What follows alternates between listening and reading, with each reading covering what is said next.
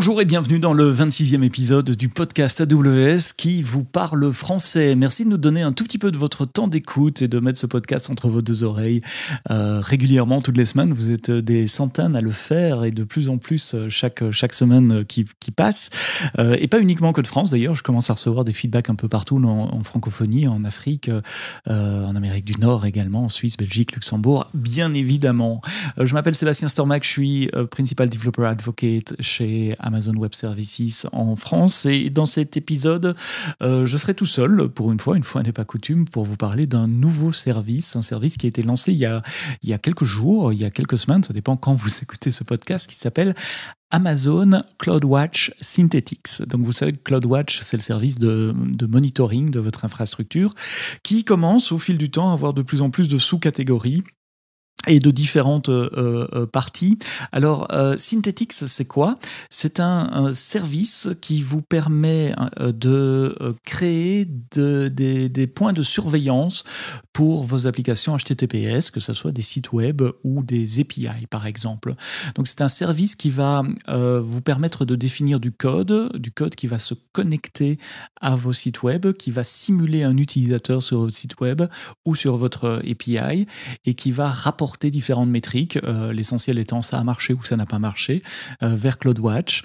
Et à partir de là, une fois que c'est dans CloudWatch, c'est une métrique CloudWatch à laquelle vous pouvez attacher des alarmes, être prévenu par email, envoyer un message sur Slack ou toutes les autres bonnes choses que vous pouvez faire avec les alarmes de CloudWatch. Donc, comment ça marche ? Vous allez dans la console CloudWatch, dans la partie Synthetics que vous trouverez en bas à gauche, et pour définir votre premier test, vous allez devoir créer un canary. Un test, on appelle ça un canary. Alors d'où vient ce mot canary ?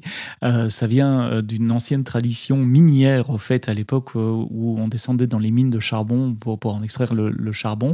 Les mineurs prenaient souvent avec eux un oiseau, un canari, qui se trouve être beaucoup plus sensible aux émanations de gaz et notamment aux grisous mortels pour les humains. Donc si quelque chose arrivait au canari, il était temps pour les hommes de sortir de la mine. C'était signe de mauvaise qualité d'air. En testing de logiciels, on garde encore ce nom canari, mais rassurez-vous, évidemment, aucun oiseau n'a été blessé pour réaliser ce podcast.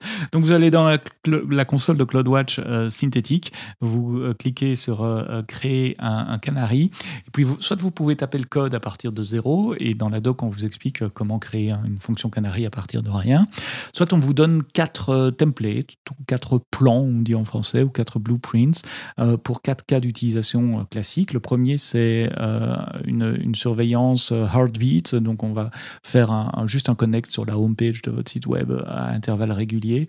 On a un exemple de code pour vérifier des API, on a un exemple de code pour vérifier s'il y a des liens cassés sur votre site web. Donc c'est un code qui va aller récursivement sur toutes les pages de votre site web pour détecter s'il y a des liens cassés. Et puis on a un exemple de code qui simule une navigation sur votre site web. Donc télécharger la page, aller prendre un élément, un bouton par exemple, ou un lien, cliquer sur ce lien, voir si cette deuxième page fonctionne, et ainsi de suite. Pour ce faire, ça marche comment ? Donc ce code, c'est du code Node.js, JavaScript, qui au final sera déclenché sur Lambda. Donc le code que vous allez écrire dans la console de CloudWatch Synthetics, il va être packagé et on va créer une fonction Lambda pour vous. On fournit également une librairie qui s'appelle Synthetics, qui vous permet de manipuler à haut niveau des liens web, trouver un élément dans une page, prendre un screenshot de votre page web. On utilise une librairie qui s'appelle Puppeteer, je ne sais pas comment ça se prononce pour faire ça également. Ça veut dire que quand vous avez des erreurs, vous pouvez voir le résultat de la page web. Comment ça marche ça ? Au fait, Puppeteer, c'est une librairie qui démarre un Chromium headless, donc sans interface graphique, sur la fonction lambda, qui va rendre la page comme le ferait un navigateur sur votre desktop. Et puis on va prendre un screenshot de cette page là sur la fonction lambda. Donc regardez le code, c'est assez facile à lire. Évidemment, le détail de la librairie qui s'appelle Synthetics est dans la doc de CloudWatch Synthetics. Une fois que vous avez écrit votre code, vous avez un peu plus bas sur la page 2-3 autres options. L'une, c'est la fréquence d'exécution de votre canary. Est-ce que vous l'exécutez juste une fois ou en continu et à quel intervalle de temps ? Vous décidez également combien de temps vous allez garder les données d'exécution, que ce soit en cas d'erreur ou en cas de réussite. Par défaut, c'est 1 mois.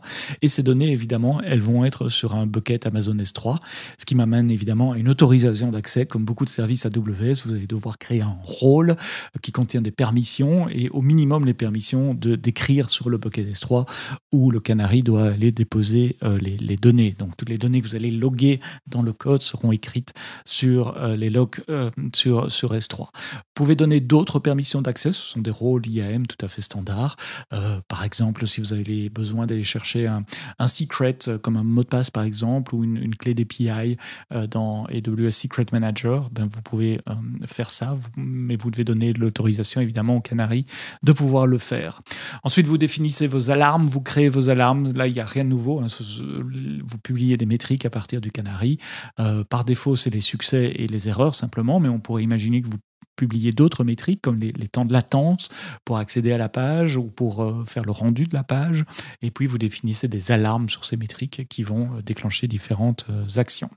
Un Canary, ça peut tourner dans le VPC aussi. Donc, si votre site web fonctionne en privé, dans un VPC qui n'est pas Internet, vous attachez votre Canary au VPC en question et tout ça fonctionnera de la même façon. Une fois que vous l'avez fait, si vous avez des Canaries, ça prend 1 ou 2 minutes, une fois que vous cliquez sur Créer Canaries, et puis le monitoring va commencer.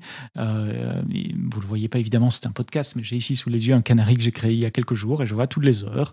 Ce Canary teste mon site web perso, storemac.com, et depuis plusieurs jours, toutes les heures, le site web est testé. Évidemment, il n'y a pas d'erreur. Je dis évidemment parce que c'est un site web statique qui est déployé sur Amazon S3 avec CloudFront.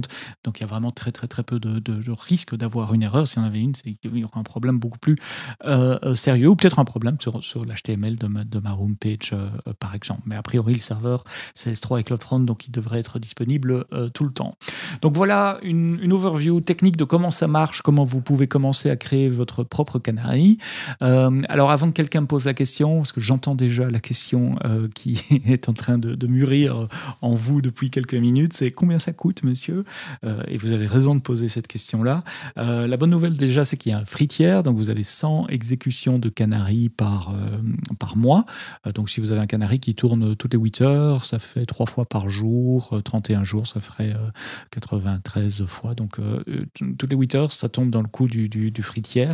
Au-delà, vous allez payer, je donne le prix pour la région Paris, 0,0015, donc 3 décimales, 4 décimales après le point, après la virgule, par exécution, plus la facture lambda. Mais bon, la facture lambda, vous savez, vous avez 1 million d'invocations de lambda gratuites par mois, donc ça ne va pas être côté lambda que ça va vous coûter cher. Un petit exemple, si vous avez 5 Canaries qui tournent toutes les heures, ça fait 3700 exécutions par mois. Vous faites 5 fois 1 pour 1 heure, fois 24 heures par jour, fois 31 jours pour les mauvais mois. Donc c'est 3700 invocations. Ça fait moins de $5 US hors taxe pour ces 5 monitoring que vous pouvez faire sur vos API ou sur votre site web.